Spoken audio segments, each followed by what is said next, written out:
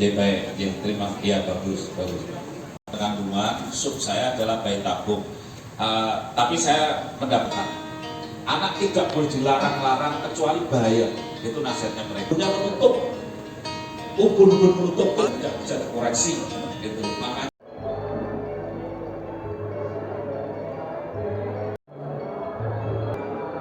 boleh satu kalinya Bapak Ibu untuk MOU penandatanganan kepada Komisaris MKM Unimus di bidang kesehatan untuk pihak kedua dari Kepala Dinas Kesehatan Kabupaten Blora. Baik, saya berikan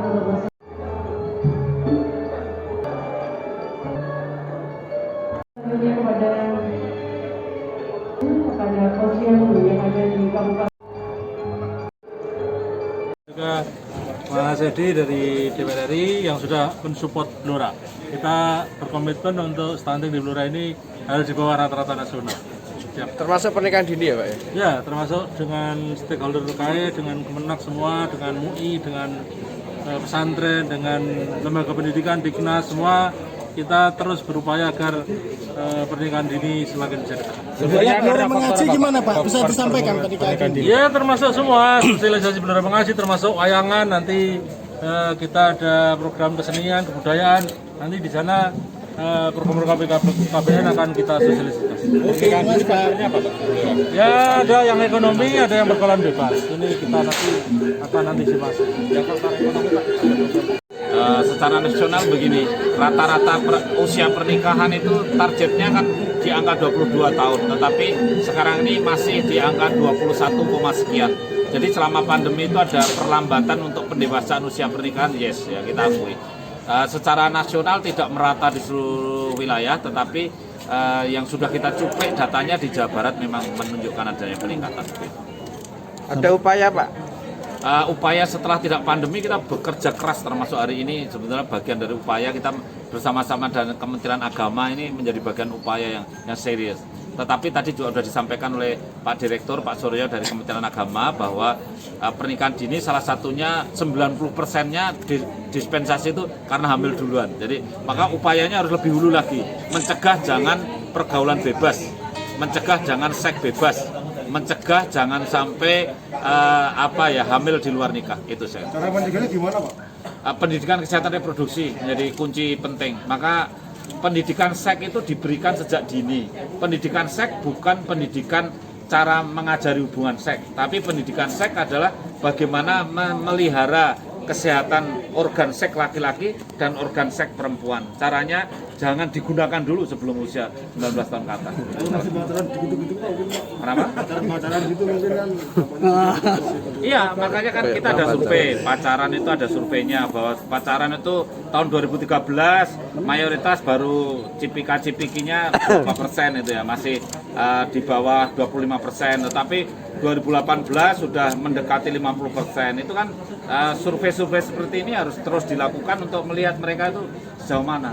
Sehingga pendidikan akhlak, karakter sejak dini itu menjadi penting supaya mereka jangan mendekati zina kampanye. Pacaran karena pernikahan dini karena faktor ekonomi bagaimana Pak? Nah itu yang juga kita kerjasama dengan para para ulama, para ustadz, para kiai juga supaya kita ini kan kalau belum mampu itu solusinya puasa, ya. Jadi kalau belum mampu menghamilkan itu mampu, tetapi belum mampu menghidupi keluarga, bukan terus langsung ya untuk menghindari perzinahan, ya udahlah nikah saja. Ya, terapinya puasa loh kalau orang belum mampu itu. Sehingga yang menahan diri puasa itu untuk tidak nikah dulu. Karena belum mampu, kan dia belum mampu. Belum mampu itu kan ya belum mampu secara ekonomi, belum mampu secara fisik, juga secara mental.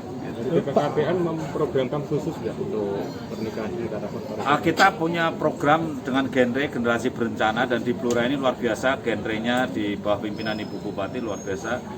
Genrenya ini ada anggotanya 2000 lebih.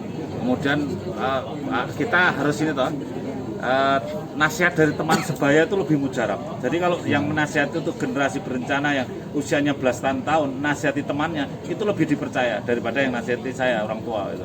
Makanya program khusus kami adalah itu. Pak, program KB secara nasional ini apakah sudah berhasil atau seperti apa, Pak? Angka rata-rata perempuan melahirkan sekarang sudah menjadi 2,2. Ya, dari 2,6 menjadi 2,2. Meskipun pandemi turun, ya. Jadi kalau dulu ketakutan pandemi terus orang working from home terus akhirnya di rumah itu terus menghamili istrinya terus, itu enggak benar juga gitu. Karena kenyataannya ternyata turun, ya. Jadi banyak juga yang kalau pandemi terus akhirnya takut hamil dan banyak. Ya. Produksi kontrasepsi bagaimana, Pak? Apakah itu juga menunjang, Pak? Oh iya, itu terus kita galakkan, kita pertahankan supaya alat kontrasepsi tidak kekurangan. Matur nuwun, matur nuwun. BKKBN Pusat Pak Dr. Hasto ke Blora sebetulnya bersama dengan Kemenkes, Kemenaker, Badan POM, Kementerian Agama lintas sektoral yang kita dorong agar penanganan stunting di Blora itu bisa saling sinergi, tidak jalan sendiri-sendiri. Karena sinergi itu nanti akan menjadikan program ini bisa fokus pada stunting di Blora. Nah, stunting di Blora saya bersyukur trennya turun. Mulai dari awal di atas 21%, 2021 itu 21,6%. Nah, sekarang sudah mulai turun, ada kecenderungan di bawah 10%. Dari sampingan sekitar 7%. Artinya ada program yang intensif, lalu kita harapkan SDM di Blora membaik karena stuntingnya membaik. Itu yang penting, tapi model tentang penanganan lintas sektoral itu menjadi model penting terutama untuk di level kabupaten. Ini yang sedang dilakukan oleh BKKBN karena BKKBN itu komandan penanganan stunting di lintas sektoral. Itu hari ini.